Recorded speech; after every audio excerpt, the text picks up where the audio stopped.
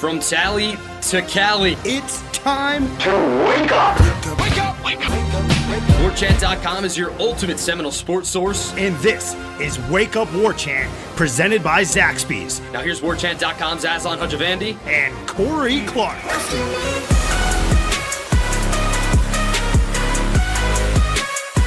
Wake up!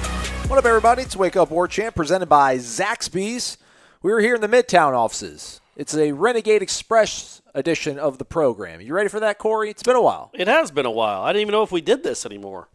Oh, yeah. Okay, good. Lots of feedback out there. First off, though, did you see that everyone's favorite cornerback weighed in on the relationship that's been established now between us, Wake Up War Chant, and Zaxby's? I did see that. That's huge. Yeah. Now, I saw a tweet to us. I didn't see the tweet in question, or not even in question. The actual image? The actual image. It was Jalen Ramsey having just eaten Zaxby's? Yes. No, he was actually eating a competitor, but he captioned the image, not better than Zaxby's. That's Jalen. I mean, that's Jalen being Jalen. Man. That's just, he's going to be a Hall of Famer. This is a Hall of Fame show. Mm-hmm. Hall of Fame chicken fingers. Big Zach snack. Boom, get you some. I used to eat that all the time. Before I try to go more into the greens, the salads. Once I found out the Cobb salad, that's where I almost always go. But I used to eat that. Big Cobb Zach County, salad. Cobb salad, Corey Clark. Right. Well, I'm going at but still, close point enough. taken. Yeah, right on. All right, we're gonna get into all that. Have you read the message boards? Taking a lot of heat. Actually, I shouldn't mention that because then you're gonna want to go on a soliloquy. People don't like the way that we talk to them about them not liking meat. Oh well. There we go. That's spirit. Good job, Corey. Way to move along. All right. A reminder, if you're not a member of WarChant.com, use the promo code WarChant30 for 30 free days of access to the ultimate Seminole sports source. If you're a student, email support@WarChant.com from your student email address. You'll get a promo code. 12 freaking months. $12. Unbelievable. And all the savings, you can go use that on buying Zaxby's. That's right. That's right, my man. Some news that dropped on Wednesday as we record this for you on Thursday. I will then be on the road Thursday morning. I'm going actually out to Thibodaux, Louisiana to cover the Manning Passing Academy. Your own Alex Hornibrook will be out there. So I will start to pepper him with questions, make him uncomfortable. Yep, that's what you do. You're probably best at that. Yeah, just kind of break him in. Hey, man. I'm the guy that asks these questions. Yep. Get Be ready prepared. for it. Get Be ready prepared. for it. If you're mean to me, I'm going to go on my podcast and say I don't like you. Right. And try to undermine you, and then that's what you have to deal with the rest of your career. You're a kingmaker is what you are. I mean, I kind of. Or a king slayer. Oh. Either one. Oh, also, before we talk about the news that dropped here, I got to send some belated shout-outs. First off, to the window dude. I think his name is Brad. Let me look this up. I got to go back into my text messages with my property manager. And, it was Brad. So some dude comes here to fix my windows. He just knocks on the door. I'm like, hello. He's like, oh, dude, I thought so, man. You're Aslan, right? He's like, I listen to the show every day, man. Big fan. Nice. Because he's like, dude, I noticed the photo of you, the big, 6-foot life-size photo of you hanging above your sofa. He's like, this must be his house. I'm like, yeah, man, Yeah, of course. Yeah, so. Yeah, people that don't know, right. It's not just in your living room either. You have another one in the kitchen. Yeah. And obviously one on the ceiling above your bed, which I thought was a little weird, but what are you going to do? The one in the kitchen, it's actually like my friend's an artist, so he made me a Minotaur, kind of like A-Rod. So that was my favorite. So Brad listens to the show. Shout out to him. And then, dude, if you look behind you out the window here at the Midtown offices, one of the houses, I'm walking into the house and I hear this guy yell, "Wake up!" Oh, really? I'm like, hey, man, we're taking we take over this. Well, first off, we took over Midtown. Yeah. And then we take over the city, take over the state, and then pretty soon we're going to take over the world. And, man, his name was – I got to find his name here, and I'll look it up, and I'll just yell his name out in the middle of the program. I feel like you almost. Like I have to go through so many texts or tweets to find out the actual mention or whatever. Right. It was like Jared, but it's not Jared. It's like Jaron, I think. And he's like, dude, I gave you my name. You're my neighbor. I like you, and then you're ruining my name on the program. Why even mention it? I mean, I feel like it's the thought that counts more than the counts. execution that we're getting right now. Right. So, well, I can't find it. But, yeah, shout out to those guys. They listen to the program. They're big fans of you. They say they like me, but I think they mainly probably just like you, which is fine. I can live with it. Fine and fair. Somebody was totally upset Remember the guy that left a 1-star review for us, like when we first started the show, and we kind of shamed him, and he's like, all right, I'll go ahead and give you guys 4 stars. Mm-hmm. He doesn't like me again. Well, you ebb and flow. Well, because I defended Jimbo. He's like, you're still defending Jimbo. Yeah, you do that.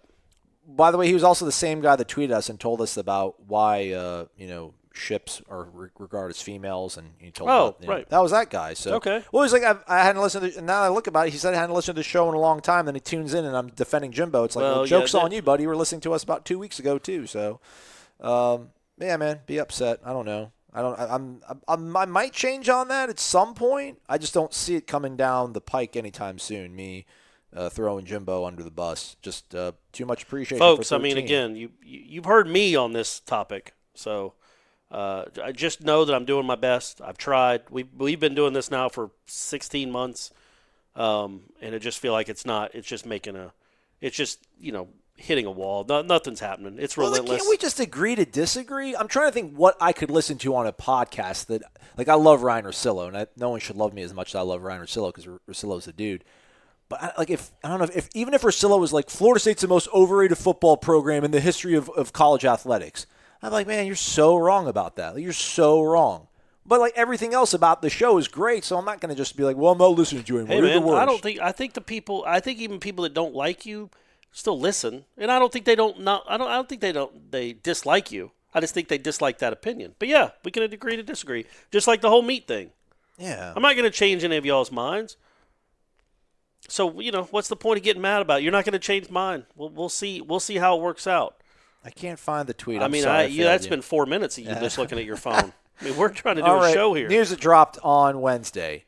Apparently, Irish O'Fell has put his ear to the ground on this one. The Jordan Travis saga, the transfer quarterback from Louisville, the waiver he's trying to get for immediate eligibility does not look to be maybe moving along. Obviously, it's not moving along as fast as everybody would hope, but it doesn't look as encouraging as folks might have originally hoped for earlier in the summer or later on in the spring. And apparently the NCAA now is sort of retroactively going back and be like, okay, it's kind of like your parents are out of town. You're like, man, we're going to have a kegger at my house. My parents are out of town. Woo!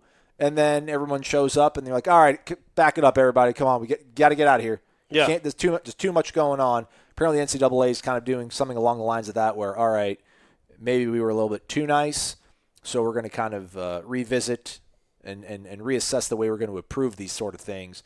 And that's apparently obviously not a good thing because Jordan Travis has not been approved on the waiver. And if they're going to kind of tighten things down, it doesn't seem like it's going to probably happen. We thought that. We were reading between the lines of his tweet, right? Last week, maybe? Yeah. So we kind of thought maybe that was but he deleted that, though. That was the thing. He deleted that tweet. Because he found out all the speculation. Like, oh, man, we're turning around. So, yeah, that's I'll be honest with you, though. I think the Travis I'm more concerned about is Devin. I want him to get back to the big league. I want him to get healthy and get another shot in the big leagues, and hopefully those knees will work out and he'll be able to have a long career in the big leagues.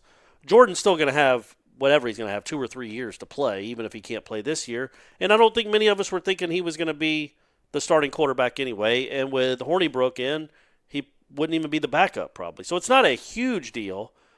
But I also understand the frustration of, the kid from Ohio State's just cleared to go to Miami. Kid from Georgia's just cleared to go to Ohio State. But when Florida State gets one, with a coach that left, with racist Papa John, he has to sit out. So. Racist. Can I ask Hornibrook, like, what did they tell you that made you come here? Like, they tell you that it's just going to be an open competition? I think that's a very fair. I mean, I wouldn't imply that they told him he was going to get the job, which is what that. When you ask it like that, that seems to be the implication. Yeah. Like, how did they manipulate you into saying yes? But yeah, just say what was he told when he was being recruited about the job, and what the chances are he'd get it. I got some other questions I'll ask him too. So that'll be cool. So we'll hopefully have some content for you up on warchant.com from Alex Hornibrook. Again, as I'll be the old horn dog, Thibodaux, Louisiana. If anybody knows any cool spots there, or in Homa, it's Houma, and everyone's screaming. I would say Huma. It rhymes with Puma. Okay. No, but I don't know. It's probably how. Who knows, man? It could be Habasobasu. Go Tigers. 1 2 1 happy. So yeah, I'll be out there. So we'll have some content on the website. We won't have a podcast as the last one of the week. Also, news-wise, the 2019 Hall of Fame class for Florida State dropped. A couple guys you might have heard of, Dick Nichols, as well as Mickey Dillard. You also have Ms. Susan. Almost looks like Tim Kirkjian's last name, but there's no R. I think it's Kikjan. I covered her. Kikjan. She was a distance runner. I think she won a. I think she won a national championship as a distance runner here about a decade ago. Correct, as well as Caroline Westrup, golfer. Yeah, and then a former quarterback from the home of the great Walt Bell, Rick Stockstill. That one, and this is no offense to Rick Stockstill, that one surprises me a little. Putting Rick Stockstill, I mean, I guess he was the quarterback on the 80 team. Correct. I think. Yes. But, I mean, I bet he threw for 150 a game. Like, I don't know if, like, does that open the door for, I don't know. Drew Weatherford? To your Weatherford point, or McGuire? Stockstill, in the BioBlast, Stockstill remains in FSU's career top 25 in touchdowns, passing yards, and total offense. His passing yards. 25. He's in the top 25. How many quarterbacks have they had? 27? So you're going to get people upset about this, but you just say that you do like Rick Stockstill. I do like Rick Stockstill. I was surprised. I just said I was surprised because, again, they didn't throw a ton of passes back then. We're going to do this here. Okay. Basically, I'm going to tell you how many touchdowns he's thrown. Actually, no, I got to tell you in this way. Do you think that if James Blackman throws for more, can he throw for more touchdowns this season than Rick Stockstill did in his entire career? Of course, yeah. Okay. I would think so. He's in the top 25 in touchdowns with 26.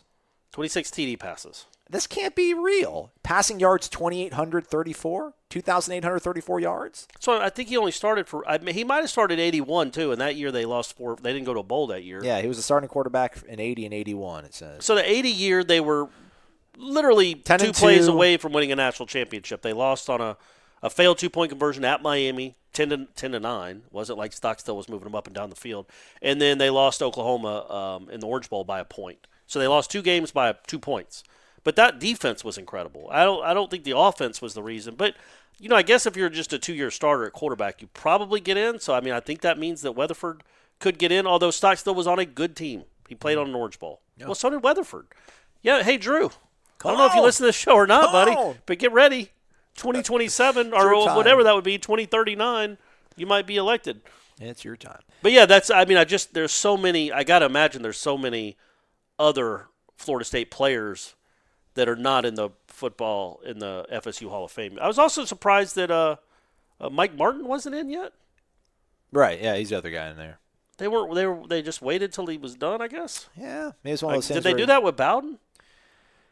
They must have. I don't know. They must have waited till after he had retired / been pushed.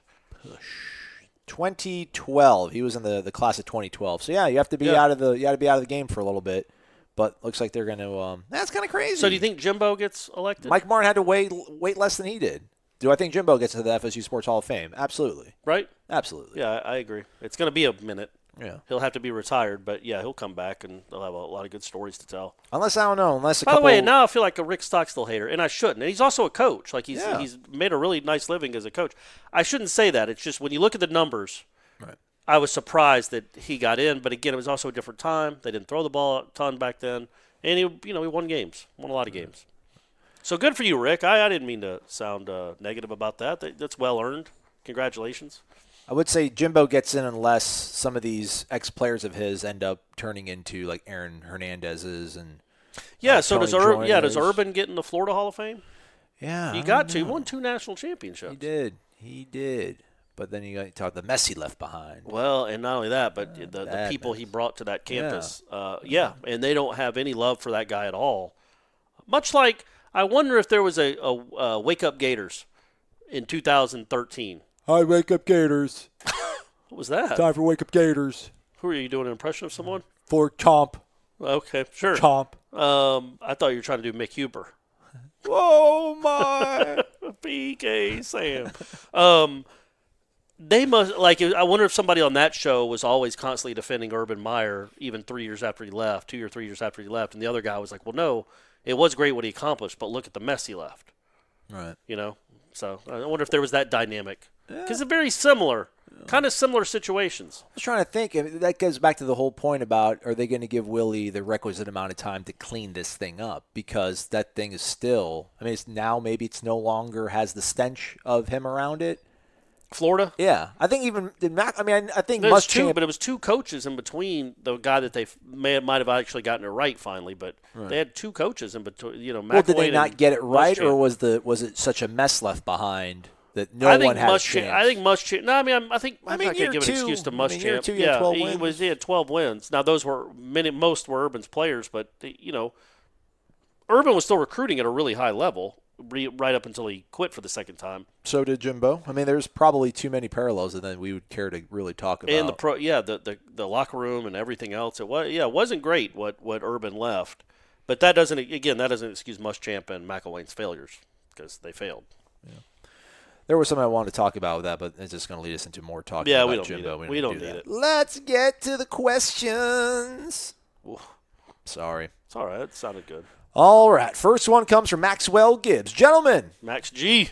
I'm very hopeful with hiring of Mike Martin Jr. I'm intrigued to see what he does in putting together a staff and putting his personal touches on the program. I like that he wants to have infrastructure that O'Sullivan has at that institution, in quotation marks, down in Hogtown. He's also been out on the road recruiting relentlessly for FSU based on the current financial state of affairs in the athletic department, along with Meat being one of the top assistants in college baseball. This was the best choice the university could go with. That's Larry Maxwell Gibbs, everybody. It's not me. Yeah, hey, send all your hate mail to Maxwell Gibbs. Regarding Fee and Mann becoming members of the Clippers, I'm just glad neither ended up with a garbage franchise like the Cavs, Knicks, Magic, or Hawks. What's he doing there? I'm kidding. He said Suns. Oh, okay, good. All right. I thought when I read it, I'm like, he's going to say the Lakers in here. Well, the Cavs aren't a garbage. Yeah. I mean, they weren't garbage when they got LeBron for a decade. Sorry for our Orlando fans. It's just it's been a while since Jameer Nelson led him to the NBA Magic Finals. Have been irrelevant for 12 years now? That's hard to do in the NBA to go that long without being somewhat relevant. 10 years. They were in the finals. 2009? Is that 8, 9? Yeah, so 10 years. That's a long time to go. Where you keep getting a pick in the lottery. Yeah, but that would have been cool for Jonathan Isaac and Fee and Mandel be hanging out together. Kind of cool. That would have been FSU cool. East. That's right. For this week's New York Minute, my wife and I walked the Brooklyn Bridge on Saturday evening, had drinks and dinner at one of our favorite spots in Dumbo. I don't know what Dumbo is. That Dumbo, spelled like the elephant? Yeah, like the elephant. Oh. Is that probably some sort of neighborhood it's probably shortened. It's probably like downtown, urban, metro. Yeah. Brooklyn We then offices. walked back across the bridge to the Seaport in Pier 17 where ESPN has their studio, future home of Wake Up War Chant. Sunday we decided to just lay out and catch some sun in Central Park right next to our apartment. By the way, Corey owes a wake up hour number 2 style since the baseball team did indeed make it out to Omaha. That's true, but I think I have to say that has to be reserved for the other show. I feel like I can't, Well, you can't say hour number 2 or there's no hour. I can't appropriate that for this show and say wait and do it in that voice. You know what I mean? Well, you gotta do. I don't think that's our thing. That can't be our thing. You did wait. No, you gotta start the show off with wake up. I know but that's too close to the hour number 2. Well, then why did you make the bet? Did I make the bet here with this show? On this show. Oh, why would you make that bet on a headline? My fault. I thought he was saying I should do it for this show because I had said it on headlines. No, because they all run together. I couldn't remember. Well, I think you made someone asked a few weeks ago, what do we need to do to have Corey be the guy that says wake up? Yeah, that would. And you're like, if they make it to Omaha. Hey, remind me next show. You did it first. Like one of the times I know, you're adults, you're just you're like, wake up. And I'm like, all right, I like that. I like that. Then it became your thing. Yeah, it took it away from the coracle. By the way, he did all those cool things he did in New York. Maxwell, we know next time you ask the question and give us the New York Minute, I want a rat update. Like, how many rats are you seeing on that walk to Central Park and walking to Dumbo? I know they're everywhere. The one thing, obviously the finances too, but I just could never quite, if I was going to live in New York, I don't think I could wrap my mind around billions of rats underneath the street. It's just too creepy to think about. And I've seen them. I've seen them scurrying. I've only seen him once, and it was getting on the bus at like 2 a.m. to go back over to Jersey. Like, and because then you are underground at that point. It's like, all right, I'm in their house kind of right now. But I don't know why seeing a rat would make me queasy, but it did. It's like, it's gross. I don't even want to eat anymore. Freaking rat. Yeah. Bimini Bound, what's going on, fellas? It's unfortunate for us all that your stay in Omaha was cut short. Speaking of cut, what cut of steak did you guys get to dig into while out there? What I get? I got the porterhouse with Brady. Okay. Split it. Gave Brady the fillet? Well, I gave him a little bit of both. Right. So I ate the majority of it, but porterhouse is what, a fillet and a strip? Yeah. Right. Yes. And then I don't like strip at all. I had a lobster tails one of the other times. Then I had a ribeye. Those are mine. Went to the steakhouse 3 times. Those were my 3 meals. I was only there for one night. I was there the night that Corey had his lobster tail. Mm-hmm. Corey treated me to, since we arm wrestled for who was going to pay for the steak, and I won. I think Corey was just kind of being nice and letting me win it because he knew I felt bad for the losses that were piling up. I let you use both arms. I had a freaking $70 10-ounce Wagyu steak that was in the shape of a log. Mm-hmm. Just a little bit in, like, what? Yeah. How much did I just make my buddy spend on a steak? It was quite delicious, though. Yeah. It was I had quite a bite. delicious. I enjoyed it. It was good. It was good. Bimini Bound also asks, can you fill us in on those who don't follow baseball, that is, of what's the story behind the nickname Meat?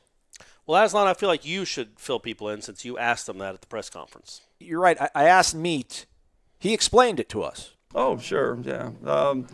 I literally, in middle school, I think elementary school, that's all I've been called since I've been 4 years old. I've always been skinny, needed meat on my bones. It was also a way when we were in the backyard and the old man was throwing to me, and, that derogatory, you can't hit me, meat, and you combine the two, and literally that's all anybody's ever called me. I used to write meat on my papers in middle school, high school too. Would he still call you Meat? Oh, yeah, sure. I won't turn around unless you do. All right, so what you couldn't hear in there is that I kind of asked a follow-up question. Like when you heard him say, "Yeah, I won't turn around unless I hear it," I asked him if he wants us to still refer to him as Meat, and he said, "Yeah." So if you want me to answer you, yeah, so. And did you keep your part of the question in that audio that we just heard? You can't hear it because they didn't give us a microphone. Oh, okay. I mean, what's the big deal? It's just a head baseball coach getting hired. We don't need to have a second microphone out there for the media. Who cares? That's all right, man. Everybody hears the answers. That's all they care about. But Aslan asked if it was a PG nickname. Right. Well, there's some people on the message boards that are literally aghast by that nickname and refuse to use it. It's I get it. If it was a rated R nickname, that was a whole different story. But the guy was skinny. You need to put meat on. Yeah. I mean, come on. That is a baseball pejorative. Come on, Meat. Try to hit this, Meat. You hear that all the time. So at least you did back then. Yeah. I don't know if they still do it now. It's such a antiquated kind of term, but yeah, so it's Meat. So there you go. His name is Meat. Captain D _63. Wake up, Knoll Nation. He showers us with compliments. He imagines it's very difficult for us to put materials together to make things entertaining. There is no putting together the materials, as you can tell. We just kind of fly by the seat of our pants.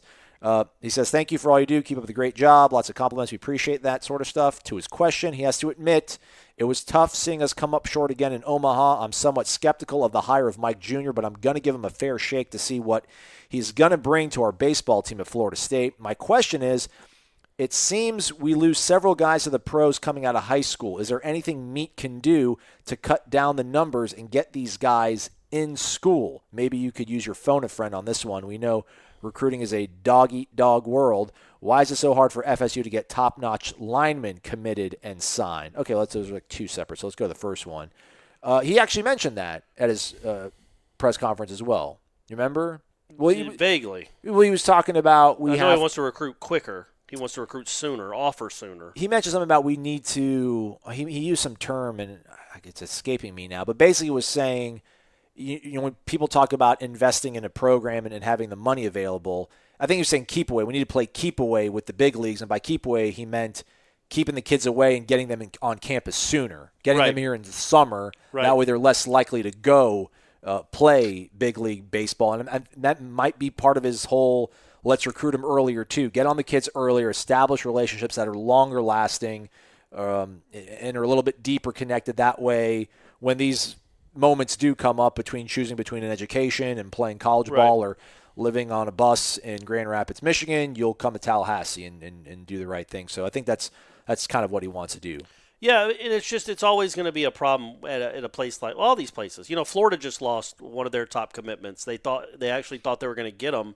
He was supposedly a first-round talent, but dropped to the third or fourth round. The Mets took him, and they agreed.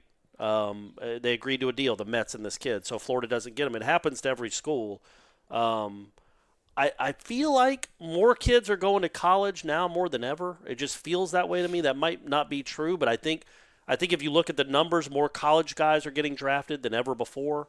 It used to be basically high school dominated draft, and now I think I would think the first round was at least half college kids. But it's always going to be a problem when you're recruiting the great players, and there's really not much you can do because, again, I think Florida State, in the history of their program, at least since Mike Martin was the coach, has offered 3 full scholarships, and one was to Buster Posey, one was to J.D. Drew for their junior years. It's just you don't do it. The kid's going to come to Florida State for a 40% scholarship or 50% scholarship because you only have 11.7 and you got to have 27 guys on the team. So you got to be a capologist. There were 1,214 players drafted in 2018. 66% came from a 4-year college. Yeah, I can't imagine it used to be like that. Yeah. I just don't. I think most of them were high school kids. So I think pitchers, it's always going to be an issue with pitchers. Because, again, the Kumar Rocker kid, I get it, and it's awesome that he went to Vanderbilt, and academics are important, and it sounds like he comes from a great family where that truly matters. But that dude is lights out, and it's a shame that he doesn't get to go make money for another 2 years. Like he can't go and get drafted now until he's 21. So he's going to be, and who knows how many innings Corbin's going to put on that arm because he should. I mean, the guy's awesome. Yeah. He's your best pitcher. So that's a 200 innings he could be pitching at the pro level, making money, or getting that $6 million bonus, and instead he's going to be doing it, quote unquote, for free at Vanderbilt. So it's just a weird deal with college baseball. I think. The last 2 or 3 years, they've had really good recruiting classes. Florida State has. Yeah. Van Eyck was obviously an elite talent coming out of high school. Cabell, Robbie Martin, DeSados. These were all guys that were highly thought of in draft circles, and they still showed up at Florida State. So he's doing a pretty good job of it. But you're always going to be hamstrung a little bit because you can't tell a kid. You don't want to not recruit the kids that are second and third round talents. First-round talent, you really don't need to waste your time, honestly. But second, third, fourth-round guys, some of them go to school. Many of them go to school. You don't want to say no, we're not going to recruit those guys. They're too good, because then they might go to school and you just waste. You had a chance, but at the same time, you could put a lot of time into recruiting those kids, and then he gets offered an $800,000 check to go play for the Phillies, and you lose them. You can't fault the kid. That's just how the sport works. It's a really odd deal to be a college baseball recruiter. And in a somewhat related note, we're never going to talk about player X getting drafted after his junior year and whether he should come back.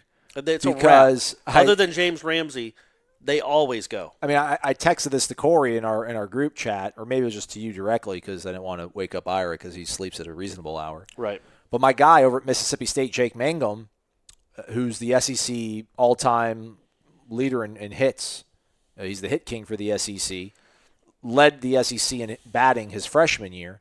4th-round draft pick of the Mets. I think that pick was slotted at somewhere like, what did I tell you, $115,000 or something like that. It was a 6-figure slot. He signed for $20,000. Yeah. Because he's exhausted his eligibility. All-time hits leader, right? Yeah. In the SEC. Has no leverage. No, none. So. I mean, $20,000 is more than they could have said, hey, well, here's $1,000.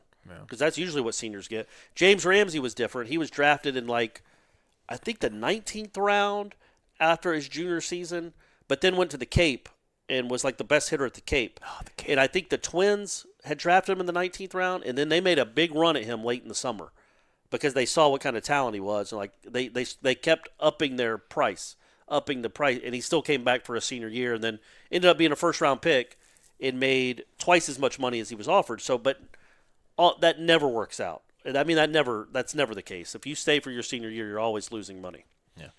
Back to the question, why is it so hard for FSU to get top-notch offensive or linemen committed and signed? I'm guessing he's probably being offensive. I read where a lot of linemen say they like Clemson, so is it fair to say he is going to need a year or two before we start getting linemen like Alabama and Clemson are getting? Thanks again, guys, for a great show. Shout out to Brady. Keep working and practicing, bud. Hopefully we'll see you wearing garnet and gold in baseball or basketball. There you go. Probably basketball with his athleticism. Man, got some handles, man. Cross up. Sure. You cross me up Sure. at some gas station in the middle of Iowa. Mm-hmm. Yeah, I mean, they did it before. I mean, Trey Thomas and Walter Jones and Alex Barron and Now you're going back a ways. Ron but Lucky Lunford. Well, it's happened. It's not something that's say Ron Lunford, Lucky Lunford. All right, I see you bringing him up. Yeah, he was really highly recruited or rated. I mean, so it's happened here. Jimbo, I think the prevailing wisdom has always been that Rick Trickett's a difficult guy to play for, so not everyone's going to gravitate towards him, and maybe the folks who are higher ranked and are a little bit more perhaps coddled and just a little bit more entitlement perhaps around them. They didn't want to come and work hard for Rick Trickett. That's the belief. I don't know if that's really the case necessarily. Right. But I mean, I really don't know what Willie's track record is with offensive linemen. He obviously was at Western Kentucky and South Florida for a long time. You're never really swimming in the deep waters where the talent is. I mean, his time at Oregon obviously was really short-lived. I mean, Randy Clements I don't think really has a track record of getting highly ranked guys either, but he does develop kids. So yeah. And defensive lineman-wise, I mean, Florida State does pretty good. Odell brings guys in every now and then, seems like. Yeah, I mean, O-line is where they've really struggled for the past, for a while, really, man. They got some, it's been much, I've documented it a lot, but their great line from 13 and 14 was a bizarre confluence of events to get those guys. One was a defensive tackle, one was a converted tight end, one was a last week offer that committed. Who was the last week offer guy? Trey Jackson. Oh, right. He was committed to Georgia Tech, and then I think Florida State offered him. Really got in there late, and I think he decommitted or switched on signing day or the week before. So it wasn't like somebody they had tabbed for 2 years and said that's the guy we want. No. So Bobby Hart was 16. So they haven't done really well there at all. But that's also the hardest one to evaluate. Always has been, always will be. It's just that's how it is. It's really hard to evaluate high school offensive linemen and project how they're going to be at the next level because they're just so much bigger typically than the kids they're going up against. Now, that's one thing these Rivals 5-star challenge things should show you better is the guys that dominate against other really good players in these summer things. But they're not in But pads. Even then, they're not in pads. Yeah, so how do you really know?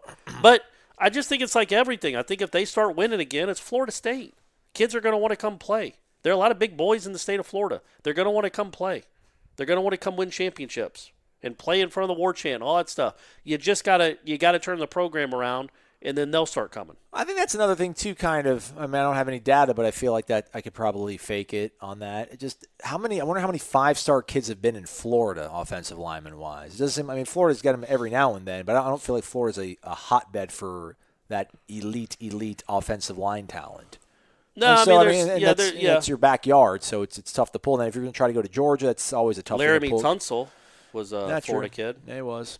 Yeah, I mean, he got paid, though. I mean, he did. And that gas mask. I like that gas mask. It's a good look.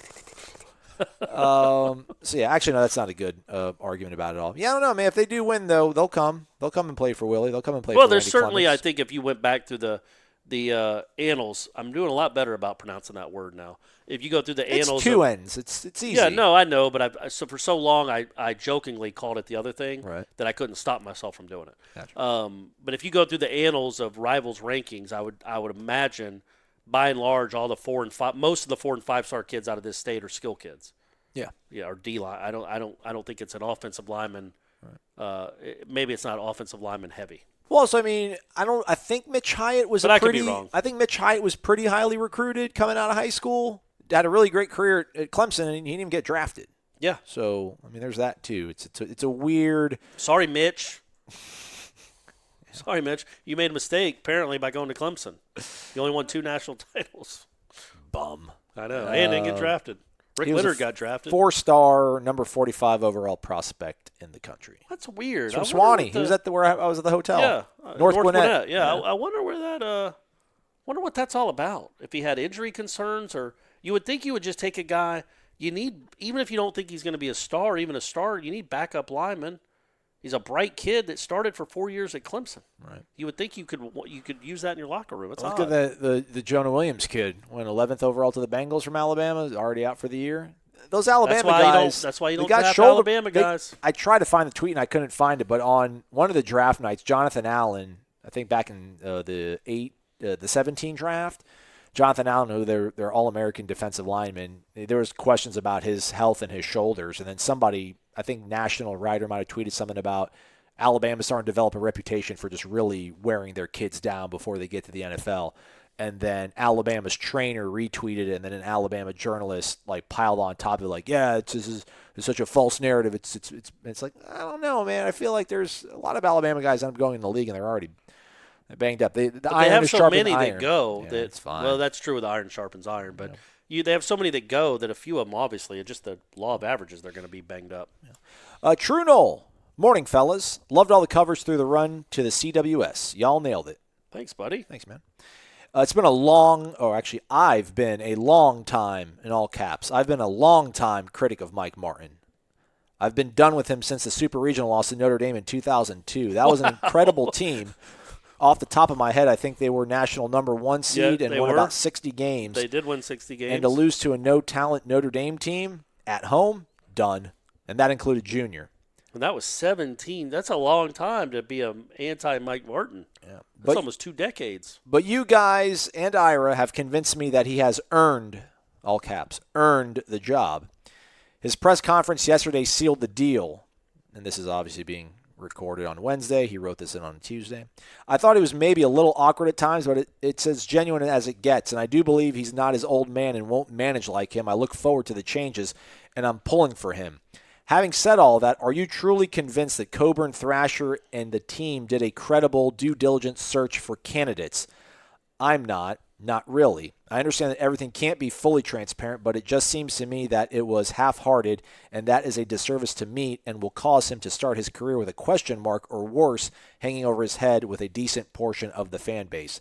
That's all I got. Good luck getting through the next 6 weeks of podcast until fall camp. You're going to need it. LOL. You ain't lying. We might actually take a week off. Maybe just eat Zaxby's for an entire week. We could do it. Why don't we do 3-minute, we just record ourselves eating Zaxby's, and that could be the podcast.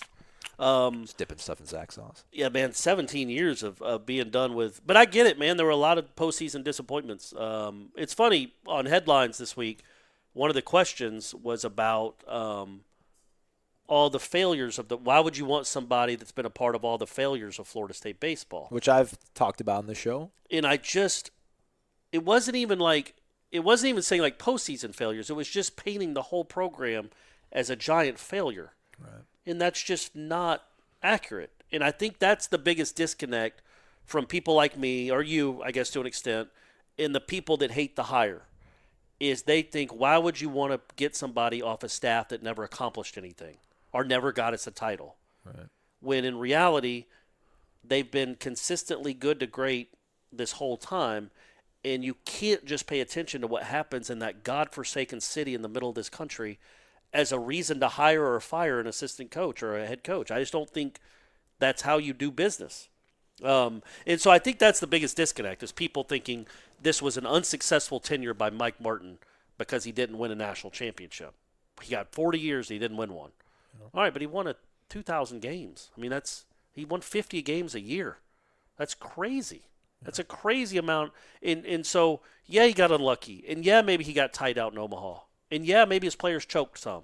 And maybe the weight of all that mattered. And the Mike Martin, the weight of Mike Martin kind of weighed down the team and the program out there in Omaha. But throughout the course of the season, they were awesome for 40 years. Why wouldn't you want to continue that? No. Because he is his own guy. He is a different guy.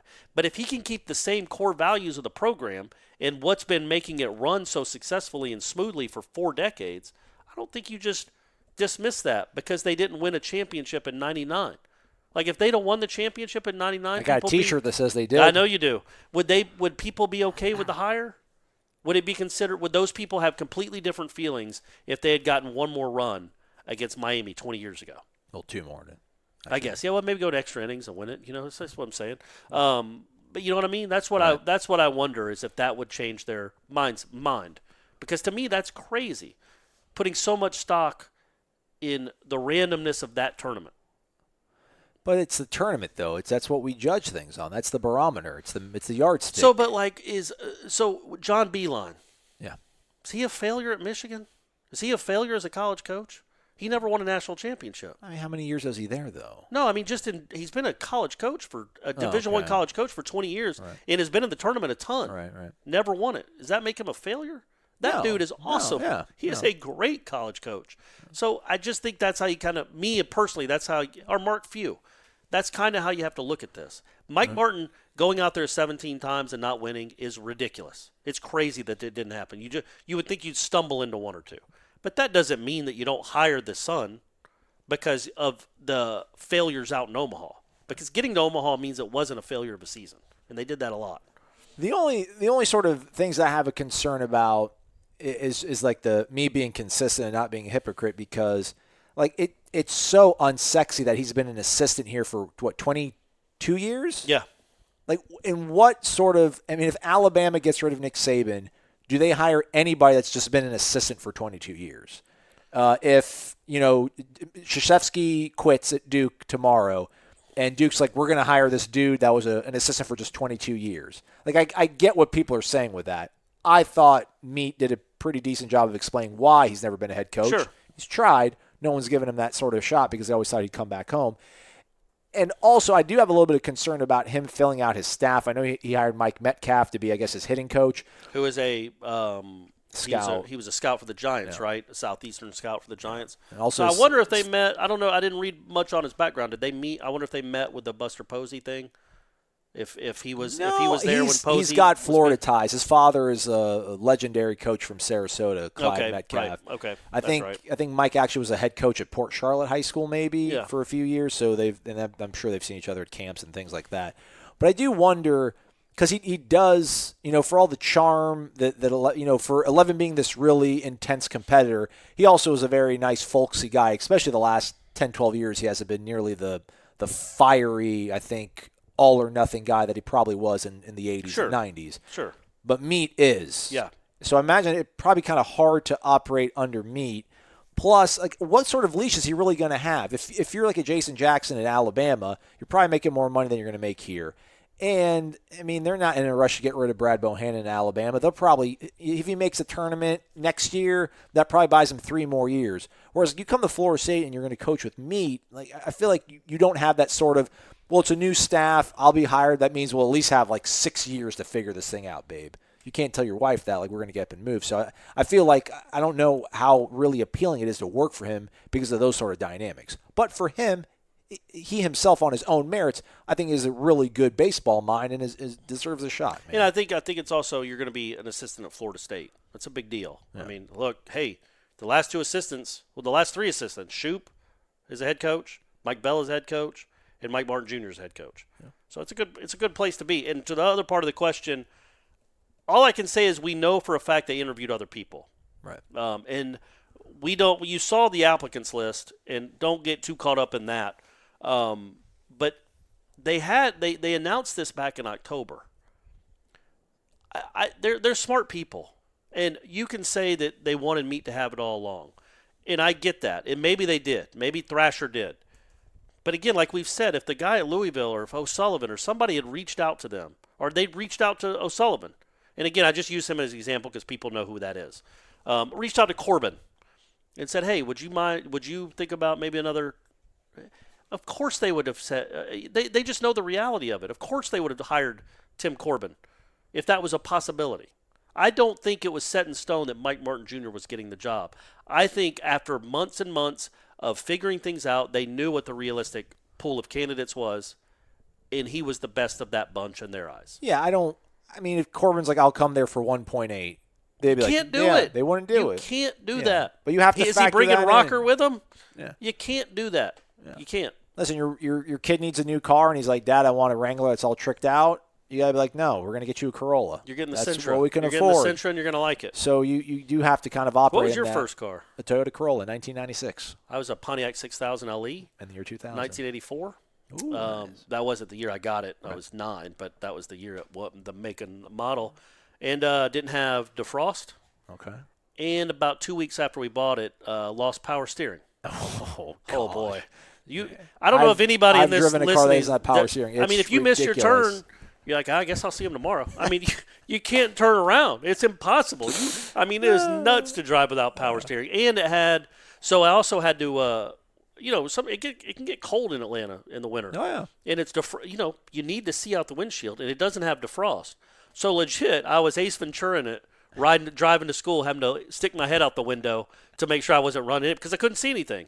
And it was dark because I had to go pick up my girlfriend. It was nuts. I can't believe my parents let me drive that thing. And the whatever you call the material that makes up the roof. Oh, yeah. It dropped down. It was like sagged. a bubble on my head. Yeah. mean, it was the worst. We bought it for like $2,300 or something, and I sold it to a guy who worked with a theater for $100. Good man. Yep. Crushed it. Old piece of crap. My Corolla is actually it's probably the only Toyota Corolla that had leather. It had leather and it had like these alloy rims. It had a 6-disc changer. Yeah.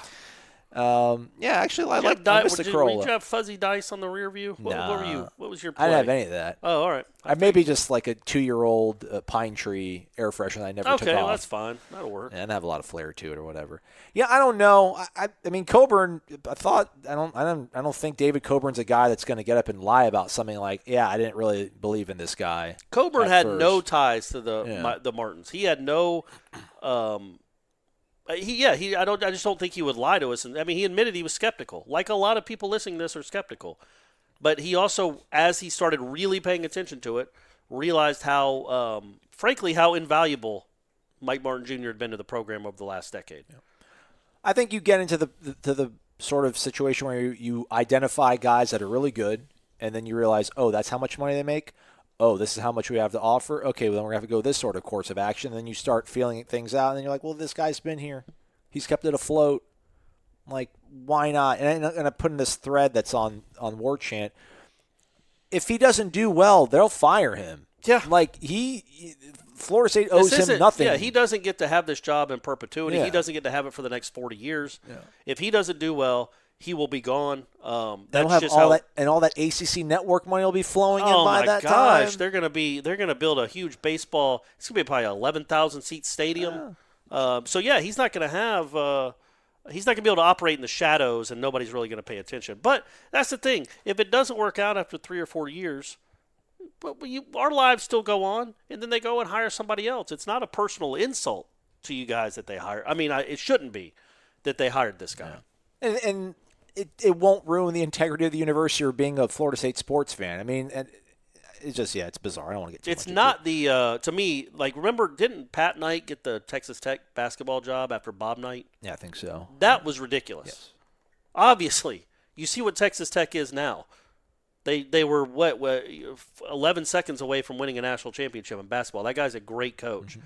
Bob Knight at Texas Tech was not what Mike Martin was at Florida State. And Pat Knight at Texas Tech certainly wasn't what Mike Martin Jr. was at Florida State. So, there's a big difference there. Sosa _ZP.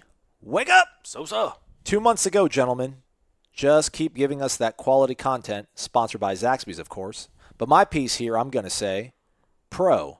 This year, our strength of schedule is not in the top 15 like it has been in most recent years, which could help us as far as our projected winning percentage. Get some extra W's for beating up easier teams. Yeah, is it right? Yeah. Agree with that. And I think the recruits aren't going to really pay attention to strength of schedule stuff. They're just going to see that you're racking up W's, stacking them up, and that should do well on the trail. The con to that is people could use it as an excuse to say the tag, with 2 G's, didn't beat quality opponents, therefore the comeback was not as well earned. Either way, I'm too excited for this upcoming season and would love to steamroll some teams with our new lightning-fast offense led by Slim, James Blackman, and the amazing Coach KB. I'll give it 8-4. NC State, Clemson, Houston, Florida being our L's. Keep up the motivation, guys. Duval. We can't. They just can't lose to Syracuse 2 years in a row. That's it. You just can't do that. And it's at home, not in the crazy Carrier Dome, the raucous Carrier Dome. You can't lose it. And they don't have Dungy. You can't lose. They only had Dungy for like the first half of the game last year too. Yeah, but it was just his presence. His presence altered the whole thing. When you see him on the field, yeah, like, it's a whole different ball game. It's like +3 right there. Yeah, so you can't lose to Syracuse again. But we'll see. I'm going to get excited about this season for a myriad of reasons. One being just I want to see everybody that's like, if we just win 8 games, I'll be happy. I want to see 8-4. I want to see smiling faces you need to start with taking 8-4. Because you got to figure out who those people were and then see how they. Yeah, because it's like everything. If your 8 wins are all by 4 points, but your 4 losses are by 50 each to your rivals, to 3 of your rivals, nobody's going to be like, Taggart's doing it, man. He got us to the Belk Bowl. Well, it's like you're like, hey, man, we're going to Vegas. If I can just walk out of Vegas up $500, I'm cool. But it's at one point in the trip, you're up $7,000, and then you end up losing all of it. You're like, oh. I'm down $6,500. Not I'm up $500. Yeah. So like that whole I just find it interesting. I'm not making fun of anybody. I realize that they were 5-7 last year. You have to move forward. 8-4 is a sizable improvement, and who knows what happens in a bowl game? And you win 9-4, that looks really good. But yeah, it is just kind of funny to think about. Again, we mentioned on the show, like as a Florida State fan, you've never gone into a season being like, just get 8 wins, man. Just get me 8 wins, I'll be cool. And that's what we're walking into. But we'll see how it all goes. Lloyd 72. Mike Martin Jr. was the right hire under the circumstances, and considering the economic situation the athletic department is, and given the poor performance on the field of the cash cow football program and questionable decisions made by our last athletic director, thank goodness he has moved on. If it works, great. If not, we will be in a lot better economic position in a year or two if everything heads in the right direction with football. I am positive on the baseball future unless proven otherwise. I do believe we should be on a short time frame for meat. I'm going to say that because he types out MM Jr. Right. Nothing wrong with that, Lloyd Jr. or Lloyd 72, sorry. He might be a junior. I do believe we should be on a short time frame for Mike Martin Jr. to get things to the next level and to finally beat the Lizards. I agree. I think. Yeah, man. You got to start beating Florida. Well, I think like 4 years. If he doesn't make it to a Super 3 out of those 4 years, I don't see him just going to regionals. If he goes 38-22 and then 45-21 and makes a Super, and then years 3 and 4 they're just regionals. I don't know, man. I think maybe then you do start looking at like what are we trying to what are we trying to accomplish here? Do we just want to maintain just a good level of success, or do we is Omaha the ultimate barometer? I don't know. But then it's hard to talk about firing a guy that's made it to the postseason every single year. Well, right, and they might be, you get upset or things happen. I mean, how much that stops happening? That'd be great. It'd be great. I mean, it stopped happening this year. They were a 3 seed. They were one of the last 4 in, and they got to Omaha, and they still didn't get any credit for that. There's still a failure at the end of the year. Mr. Clutch _1992. You think that's when? What do you think? Born or graduated? I'm gonna say born. The people we got. I'm telling you, man. We got youngins. The young kids are coming around, man. They realize, just because we don't talk. Or maybe he's a big fan of that team. Maybe the 92 team. With our players per draft slacking, how many do you see going next year, and what does Touchdown Terry have to do to go in the first round? Hey, just stay healthy, baby. Just stay healthy. They're gonna see you. Yeah. They're gonna see you T-squared.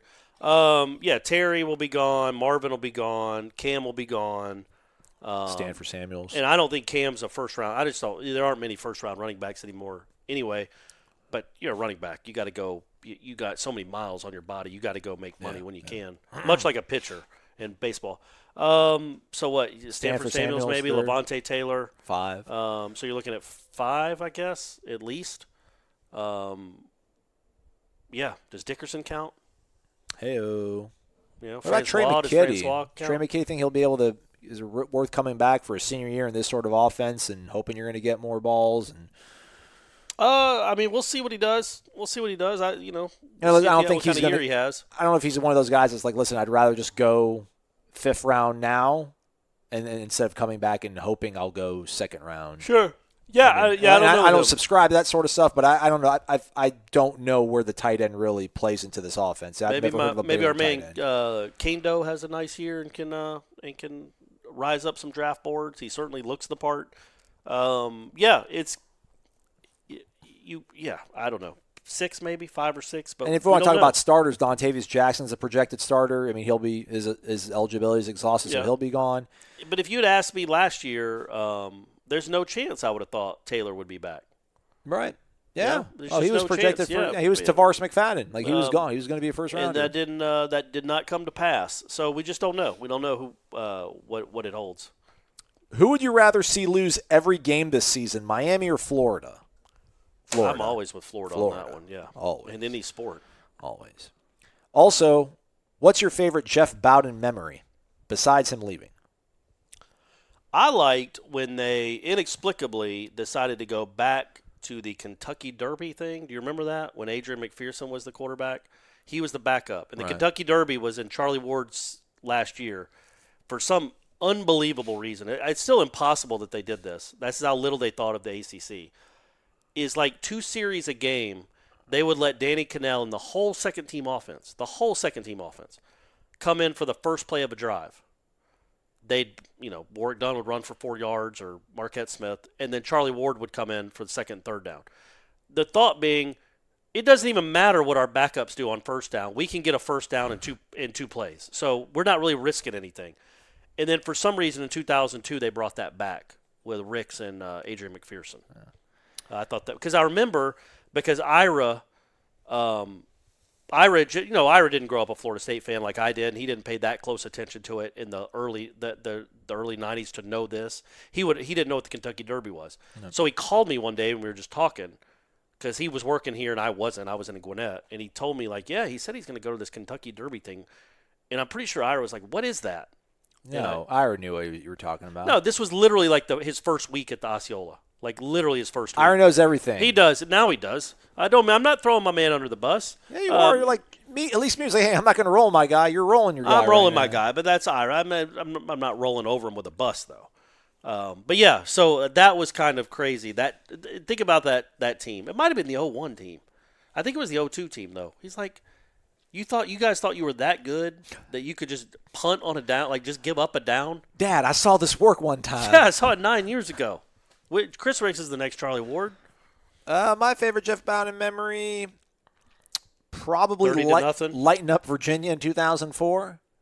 The old Wyatt Sexton, just doing what old Wyatt did. Yeah, it's crazy. I'm sure there's got to be some play call that I cannot forget in my mind that I'm like, what an absolute dunce. But I don't remember it now. I mean, I liked how many times they threw it to Sean Taylor. Did he ever talk? I'm trying to think. Yeah. He'd talk once a week. I was interning in 2005 with Warchant and with Osceola when Jim Lamar, Ira, and Gene.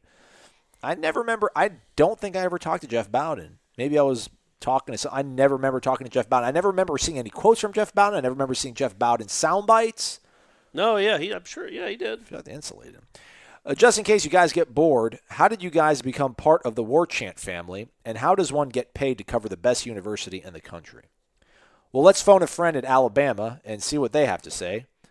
Hey, he didn't say the best football team. I'm just kidding. He said the best university. Well, I mean, I interned. So I actually, I worked at FedEx Ground, and we had a guy that worked in the in-house, was like the data processor guy. And it was around the time the whole Adrian McPherson becoming ineligible in 2002 thing was happening. And he kept telling me everything that was going on. I'm like, how do you know what's going on? He's like, warchant.com. And I'm like, what? And then that's when Ernie Sims and Antonio Cromartie were being recruited. And then they hooked me on the free 30-day trial thing. Because I'm like, I want to see where these kids are going. We can't lose these kids to Georgia and Florida or Miami, respectively. So that's when I signed up. And then I was getting ready to go to take my LSAT to go to law school. And started interning with Gene and the Osceola back in 2005. And then decided, you know what? I want to do this instead. So that's how I got started with warchant.com. Yeah, I got started keeping up with recruiting. I think it would have been probably the Leon Washington, Lorenzo Booker, Buster Davis class, whenever that 01 or 2000. That's 2002. Yeah. So 01 was when I started, when I think I first subscribed to Warchant. And then, How did you hear about it? Did you just Google it, or did somebody tell you about it? No, I think I just Googled Florida State recruiting. Yeah. Was there Google? I assume there was, right? Yeah. I think I Alta asked. Vista? I asked Jeeves. Did you? I asked Jeeves, and he told me about War Chant.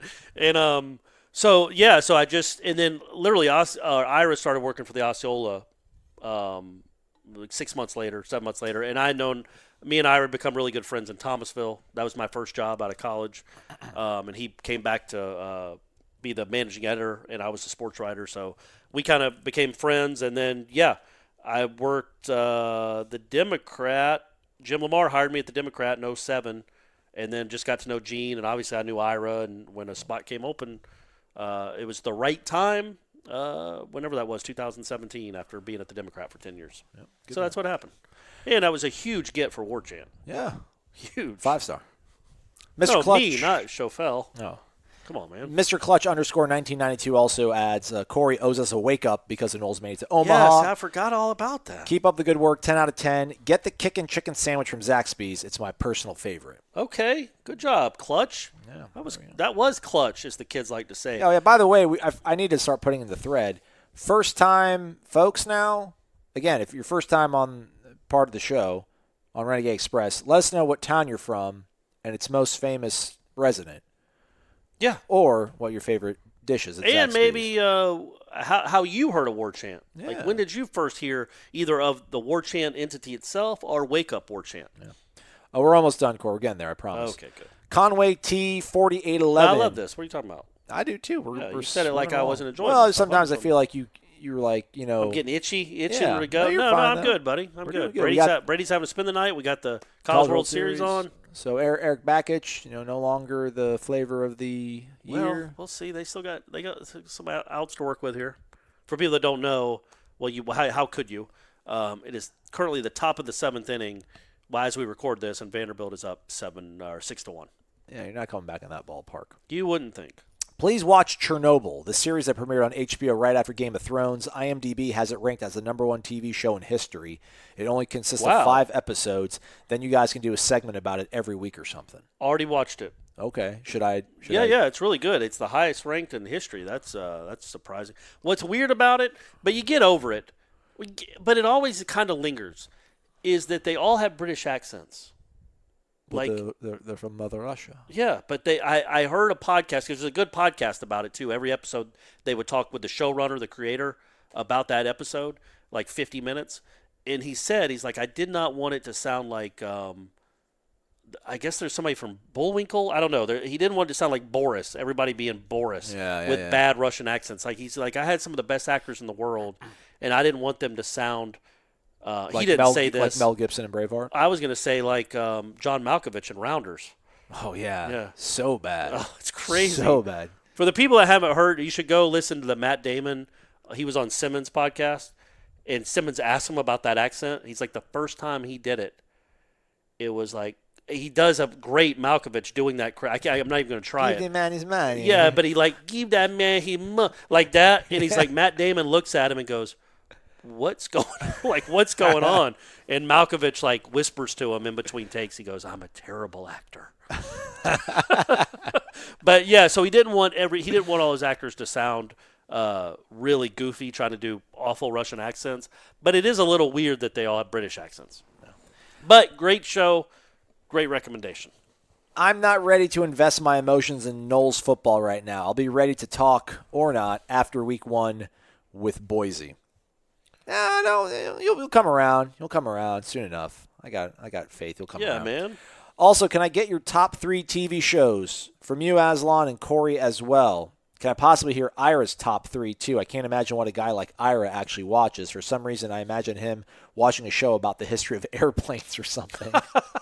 Man, Ira doesn't watch stuff like that. That's more of the stuff that I would watch. But Ira doesn't watch shows. I don't think he gets wrapped up in that. I think The Office was the last thing I remember him watching each week. I would say, mine are boring. They're kind of The Wire for sure. I'm pretty sure that's one of Ira's as well. Yeah, definitely. That's one that I know he's watched all the way through. So yeah, we both have that. I like Breaking Bad a lot. I would throw Game of Thrones up there. I know the last season was not up to standards, but it was still an awesome show.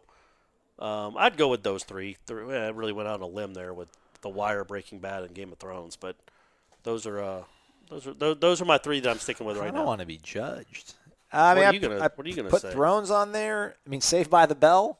As a kid, never mind. Are we talking about like judged. the best or like my favorite, like that? I love the TV show Wings. Man, I was obsessed with that thing, and I guess it was college. They would show the reruns on USA. Yeah. Man, we watched that all the time. Antonio Scarpacci. Yeah, he was great. Yeah, I love that show. Thrones and like Saved by the Bell was the show of my childhood. I remember, like WGN would have it from 3 to 4. They have 2 episodes. But they're not good. Like they're so horrible bad. now. I remember watching it. But you had to watch it even ago. when she does the "I'm so excited." You had to be like, I'm so scared. You had to know even what I don't know. When you were 10, you had to be like, wow, that's really gross. I wanted to be Zach Morris. I wanted to be white and handsome. Yeah, I got you, buddy. Yeah, I got you. So yeah, I guess you can go with Saved by the Bell. I guess I do like the TV show Ink Master. It's one of my trash reality show guilty pleasures. I like that. Did you ever see Mindhunter on Netflix? It's about the start of the FBI. I don't have Netflix. That's crazy. And my itself. girlfriend broke up with me, and she had Netflix. Oh yeah, sorry. It's about how the FBI. I think it's called Mindhunter. They developed the profile for the serial killers, and it starts with the genesis of that in the late 70s and how it started. It's really interesting. It's really good. What's really interesting is all these girls that I talk to on the dating apps, they're all afraid of meeting guys off the internet that are going to kill them. But then when they do meet you, they just want to sit around and watch murder documentaries and serial killer things. It's like, it's really, like, if you look women at the top, love it. But the top 100 podcasts, like 40% of them are true crime. Yeah. And I thought, and I've always been fascinated by it, and I thought I was a lone wolf. It turns out everybody's fascinated by this stuff. It's really bizarre. I'm not. Well, you should be. You're missing out. I know how my head works. I don't need to listen to a podcast Well, telling me. you're right. Ew. Georgia Knowles, 86. Wake up! Do you think Jim Leavitt will be an off-field analyst for FSU this season? What do you think on that? Well, I think he went on another podcast. He's thinking about doing something in state. I mean, he obviously left Oregon, is going to be back living here in Florida. I don't know. Does he wants to be around the game? I get that. I just don't know if he's going to. I mean, you're getting $2.5 million from Oregon to do nothing. I mean, the settlement was to get $2.5 million. So, I mean, do you need to be around football this year? I don't know if does he want to go back to the NFL, be a position coach? Because it doesn't seem like he's ever going to get the head coaching cracks in the college game. I'm sure he probably was hoping maybe Oregon would look at him, but they looked at Cristobal. I think he probably wanted that Kansas State job. I think he literally, in his contract, had an out for Kansas State, and Kansas State went and hired the North Dakota State coach over him. So, yeah. And he ain't getting any younger. And apparently that USF episode with him, being physically putting his hands on a player is not going to go away anytime soon.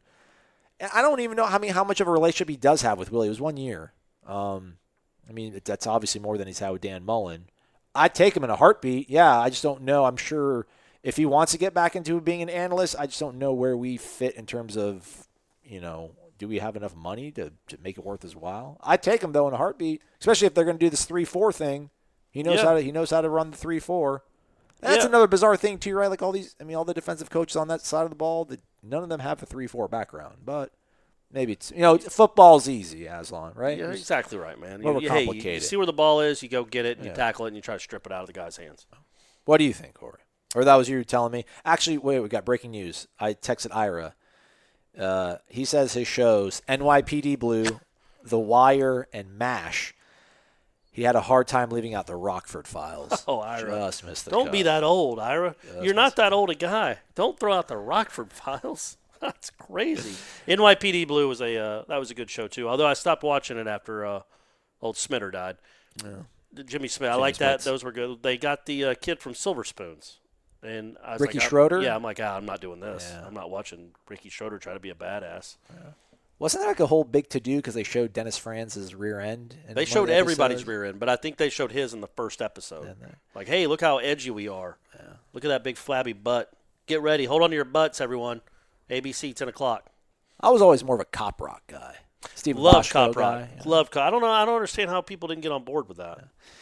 What are your thoughts about how thin FSU's recruiting board is when it comes to offensive tackles and You know what? defensive ends? Arrested Development I'm going to throw in there too. And I say I don't really count the Netflix seasons, although some of the shows have been very good. I'm talking about the run it had on Fox was my all-time favorite comedy. And so I'm going to throw Arrested Development in there and take whatever one of the other ones I said off. Okay. Sorry. Didn't mean to interrupt you. Thin recruiting board at offensive tackle and defensive end. Don't need them. Don't need them. Well, this is weird. Yeah, it's weird because everyone's like, well, it's early. Wait till February comes around. But then, it's all about getting on kids early and establishing relationships. I mean, they need to win games. I think the elite guys need to see this team be successful on a television screen or with their own two eyes when they visit officially during a game. So, yeah, you got to win games, and then I think everything else will fall in line. But you would figure it still is Florida State. It still is a good program, obviously, and you have all sorts of crazy playing time to sell to these kids. And this is supposedly a really good recruiting staff, a staff that's able to really level well with kids and connect well with families. You would hope that they would pull some of these kids in, but I just think that they tried, man. They tried last year. The Saturday Night Live thing, I was riding with, they had the number one prospect from Mississippi here. They had the number one prospect from Alabama here. They had the number one prospect from Louisiana here. They had the number one prospect from California here. I mean, literally, the number one guys from all those different states. They hunted big game. They went after it, and they got none of them. And you can say that's because they went 5-7. At a large degree, that's why they didn't get those guys. But they weren't able to connect with them either. So maybe this is a staff that needs blue-collar, under-recruited, sort of underappreciated guys that they'll be able to coach up and develop. You just hope that, they'll have enough stuff on the front end to keep the thing moving along so when they do develop these guys, they won't get too far behind themselves. But it is a bit curious that they can't get these guys at positions of need despite having all sorts of crazy opportunity to offer these kids. But, again, they got to win. It's hard to make a kid say no to Clemson and Alabama to come. I was going to say, if you're an elite offensive tackle prospect or defensive end prospect, it would be hard to choose Florida State. If you're being recruited by the likes of those other schools, it'd be hard right now to choose Florida State. But one good season, and that gets flipped. Make sure Willie Taggart starts making believers out of not just the fan base, but about all the high school coaches in the area, about all the parents in the state, and all the kids in the state. But it's got to take doing on the field. Squiffy Knoll, second to last question. Why would Mike Martin Jr. want to switch over to the third base dugout and opt into the sun-scorched hellhole that is the left field bullpen? Yeah, I don't. Yeah, that's a weird one. I think. I know he wants to change stuff. I don't know. Why I didn't think about the sun. Well, hey, you know what? Nobody said they couldn't use the right field bullpen. They could just, go around home plate and sprint to the right field bullpen, and the other guys go to the left field bullpen. No, there's no rule that says the third base dugout has to use the left field bullpen. Well, is third base dugout always home team? Is that standard protocol? Is that part of the game? No. I think it's just what it's at your discretion what you want. I don't think it's protocol.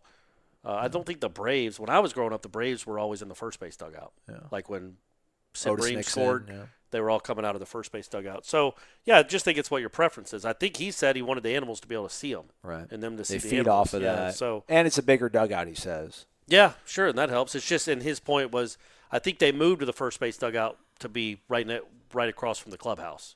Well, yeah, because when they did the renovations back in 2002 or 2003. Yeah, and he's like, hey, we can walk an extra 50 or 60 feet. Yeah. So that's what they're going to be doing. And taking the names off the jerseys.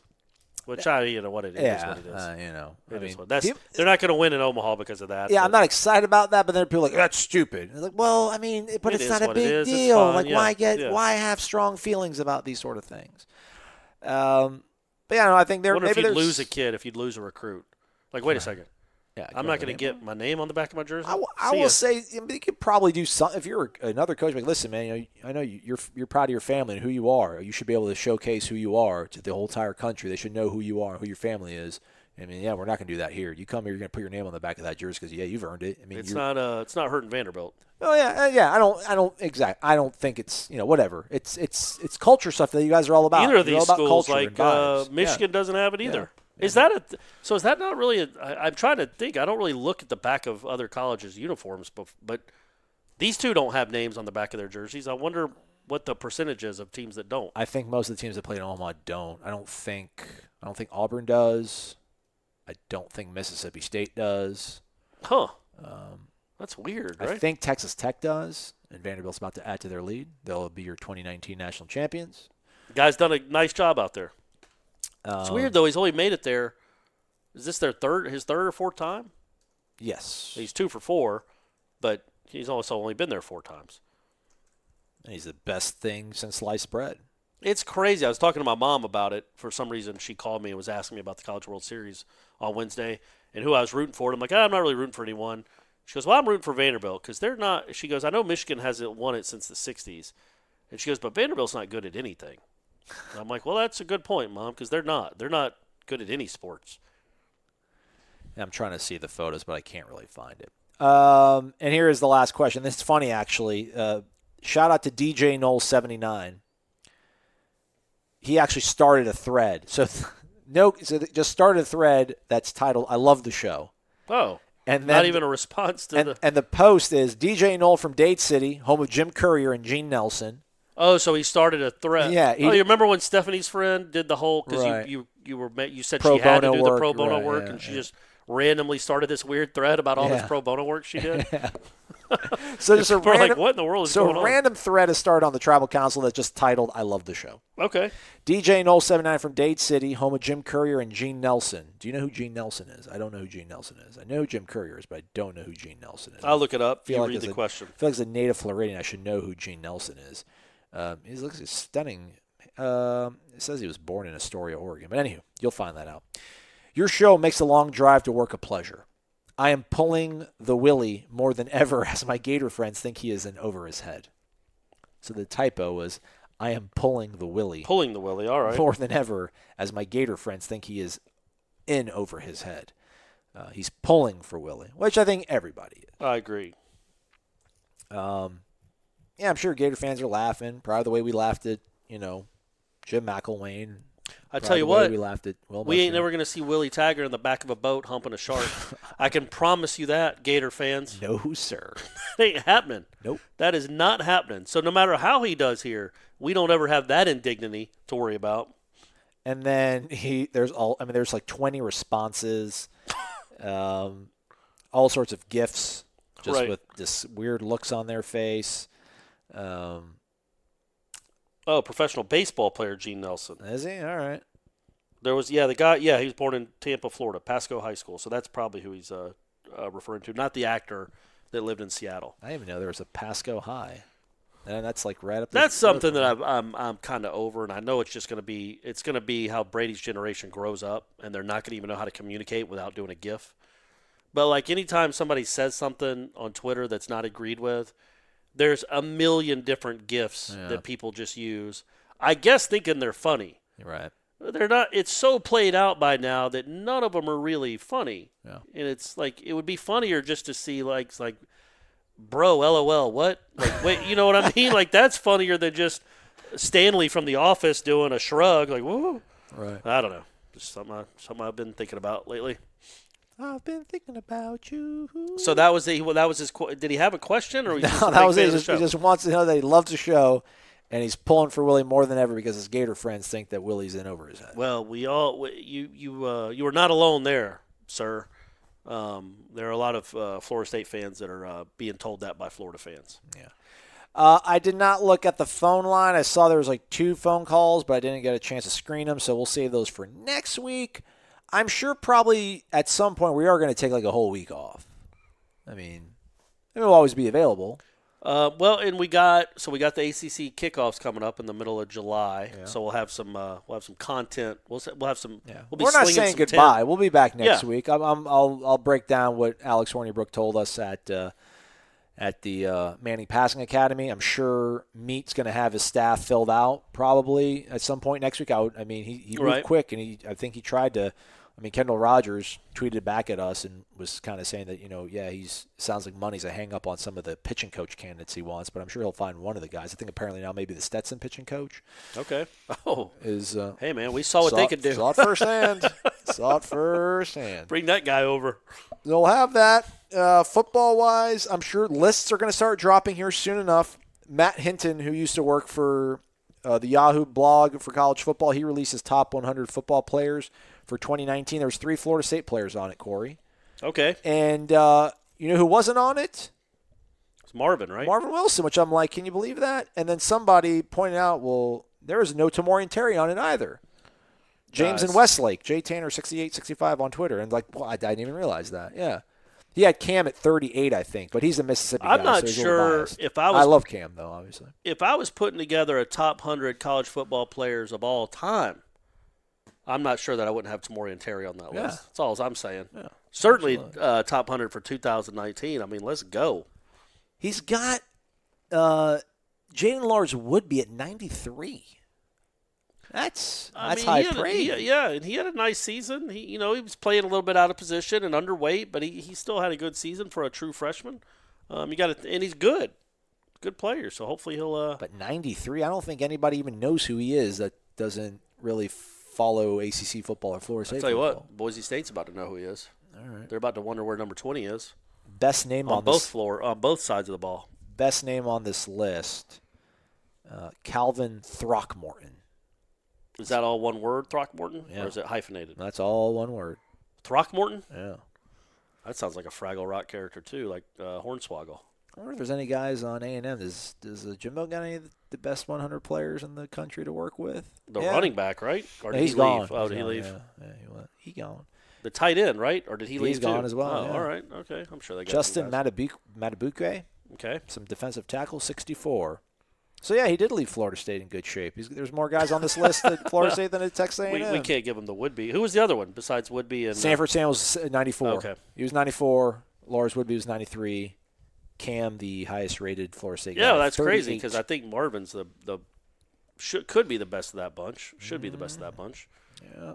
And also the Florida basketball team got a transfer from Virginia Tech. The Blackshear kid who's awesome. Oh, really? Yeah, and how about, Dang. that's at least the third Virginia Tech transfer they've gotten. Who, Florida? Yeah, in the last decade that it's been really good. I don't understand why that pipeline is going from Blacksburg to Gainesville. But, that guy's really good. But, hey, you only have to play him once now, and it's not a conference game. No. And also, shout out to Brady, his team. Made it to the championship game. As we record this, it's being played Thursday morning. Oh, okay, all right. Made it to the championship game in the Leonard Hamilton camp. Now, again, Brady's not the star. This kid named Emmett with goggles is the star, and he's unbelievable. All right. He's crazy. It's just nuts for a 12-year-old. Like, Brady's the youngest kid on his team. But this kid's like a 12-year-old that is just completely fluid and tall. And tall kids at 12, they're not really into their bodies. They're gangly. Not this kid. This kid's a super-duper star and wears goggles, which I think is awesome. So, anyway, shout out to Emmett. Like Eric Dickerson goggles? Yeah, like Kareem. So, shout out to Emmett for getting my kid to the championship game. Whether they win or lose, Emmett, you're the man. And it's M.J. Walker as his coach. Is Brady running point? No, Brady kind of runs off to the side. He's a wing guy. Calls for the ball a lot even when he's not open. And good spacer, though. On defense, what he really likes to do, really good at, kind of lets the kid he's guarding go by him, tries to do that reach-around tap, but he never gets it. And then he starts drifting towards half court, knowing that Goggles is going to get the rebound and going to kick it ahead for a layup. Just leaking out. Basketball IQ. That's basketball IQ IQ right through there. the roof, this kid. Yeah. I tell him, like, Brady, you're on a team with the best player in the camp. Go do the little things well. And the little things don't mean hanging out at half court saying, hey, I'm open. But he's 11. He's still getting Is it like daycare or is this like a skills camp? Is he learning? No, they do stations for at least a couple hours each day. They do stations, and all the players are really like teaching them things. And then they do a 5-on-5 and knockout and free throw shooting and stuff. Who's the other team in the championship being led by? Who's the coach? I think Brady said it was it's not Patrick Williams. By the way, Patrick Williams, seen him move around a little bit. Freshman star for Florida State, or could be. He's the one from Charlotte? Yeah. Very nice, too. I met him. Really nice kid. They cannot all seem remember. to be, man. Leonard's got that figured out. Good for him, man. Yeah. So I can't remember who it is. All right, well, that's something to look forward to. Something to look forward to when we get back on Monday. The update to see if Brady's team won it all. Yeah, exactly right. He's Corey Maslon. Thanks so much for listening. We'll catch up with you all next week. The universe is a big place, so you should feel especially lucky you ended up on the same planet with Zaxby's. And right now, we're cooking up our special Cajun Spice Blackened Chicken for our Cajun Club Sandwich and Black and Blue Salad. It's an intergalactically delicious taste experience, and you don't have to travel light years to get it. The Cajun Club Sandwich and Black and Blue Salad, only at Zaxby's.